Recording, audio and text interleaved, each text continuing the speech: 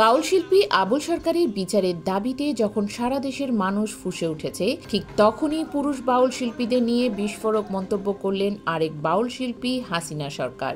আমি আপনাদের কাছে বলতেছি, আমি কি করব, আমাকে একটু। এক ভিডিও বার্তায় এই শিল্পী বলেছেন, নারী বাউল শিল্পীরা বিছানায় না গেলে তাদের কোনো প্রোগ্রামে ডাকা হয় না। এমনকি তিনি নিজেও এরকম পরিস্থিতির শিকার হয়েছেন বলে জানান। তবে যাদের বিরুদ্ধে তিনি অভিযোগের আঙ্গুল তুলেছেন তাদের নাম উল্লেখ করেননি। হাসিনা সরকার বলেন, বাউলদেরকে বলতাম আমার তো প্রোগ্রাম নাই, আমার দিকে একটু খেয়াল রাখেন। তখন তারা বলেন, যদি খেয়াল রাখতে হয় তাহলে কথা শুনতে হবে, যখন ডাকি তখন আসতে হবে। আমি বলি আসলে কি হবে? তখন তারা বলেন, এইটা কি ভেঙে বলতে হবে? আমি তখন বলেছি, মাফও চাই, দোয়াও চাই।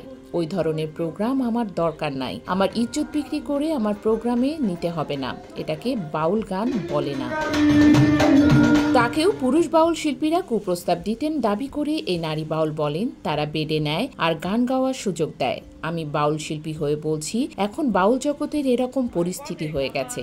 আমাকে যদি কেউ না ডাকে, বায়না না দেয়, আমার কেউ খোঁজ খবর না নেয়, তাও আমার কিছু যায় আসে না। আমাকেও বাউলরা এরকম প্রস্তাব দিয়েছেন। তারা বলেছেন, আমাদের কথা শুনবি, তোকে বায়না দেব।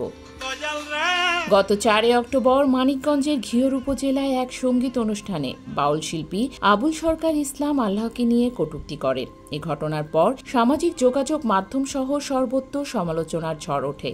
বিভিন্ন মুসল্লি ও ধর্মীয় সংগঠনের পক্ষ থেকে তার দ্রুত গ্রেফতার ও শাস্তির দাবি জানানো হয়।